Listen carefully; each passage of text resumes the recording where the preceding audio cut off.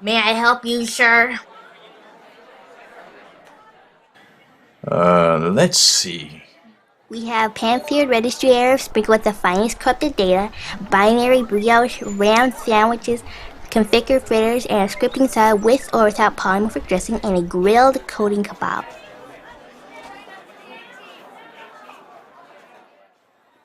I'd like a ram sandwich and a glass of your finest Code 39. Would you like any dessert, sir?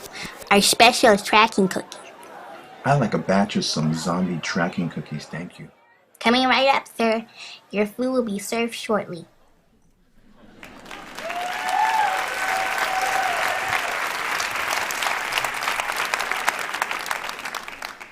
I've been drawing ever since I could hold a crayon, and I've been making animated flipbooks since I was 3 years old. At that age, I also learned about what an animator was. There's a program on TV about jobs most kids don't know about. When I understood that an animator makes the cartoons I saw on TV, I immediately said, that's what I want to be. I don't know if I said it mentally or out loud, but that was a greatly defining moment in my life. Animation and art has always been my first love. It was my love for technology that sparked the idea for malicious dishes. There was a virus on my computer, and I was trying to get rid of it. And all of a sudden, I just thought, what if viruses have their own little world inside the computer? Maybe a restaurant where they meet up and do virusy things. And thus, Malicious Dishes was born.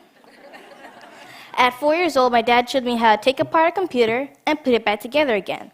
That started my love for technology. I built my first website myself in HTML, and I'm learning JavaScript and Python. I'm also working on an animated series called The Pollinators. It's about bees and other pollinators in our environment and why they're so important. If plants aren't pollinated by the pollinators, then all creatures, including ourselves that depend on these plants, would starve. So I decided to take these cool creatures and make a superhero team.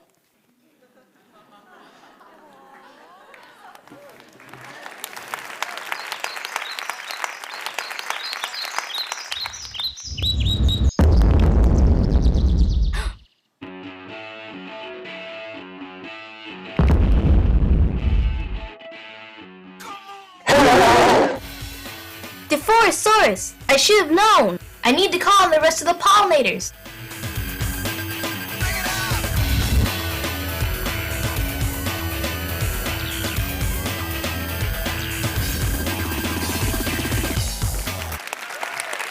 Thank you.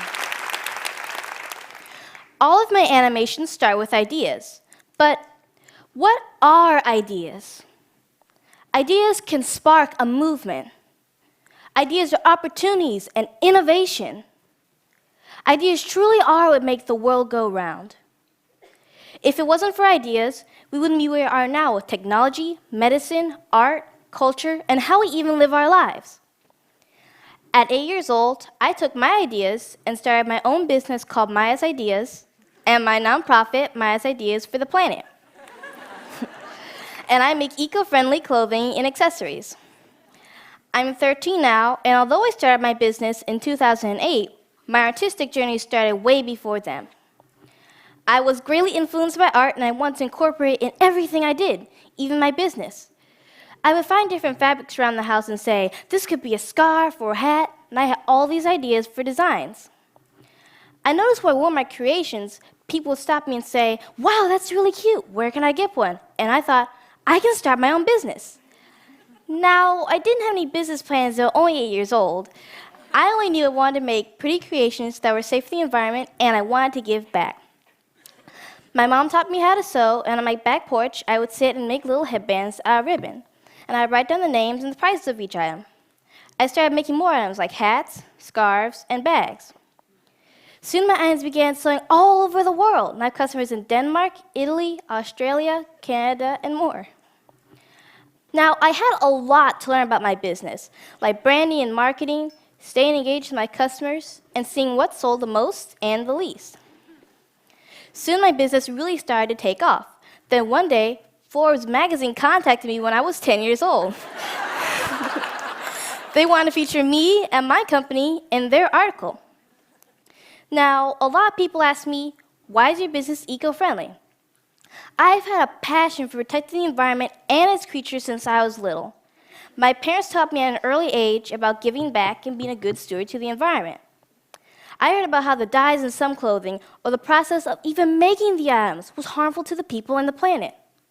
So I started doing my own research, and I discovered that even after a dye has been completed, there is a wastage that gives a negative impact on the environment. For example, the grinding of materials or dumping of dried powder materials. These actions can pollute the air, making it toxic to anyone or anything that inhales it. So when I started my business, I knew two things.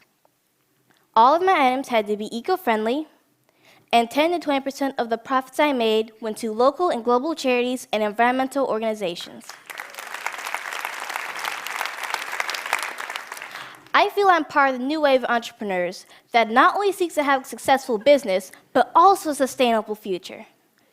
I feel that I can meet the needs of my customers without compromising the ability of future generations to live in a greener tomorrow. We live in a big, diverse, and beautiful world, and that makes me even more passionate to save it. But it's never enough to just gear through your heads about the things that are happening in our world. It takes you to gear through your hearts. Because when you gear through your heart, that is when movements are sparked. That is when opportunities and innovation are created. And that is when ideas come to life. Thank you, and peace, and blessings.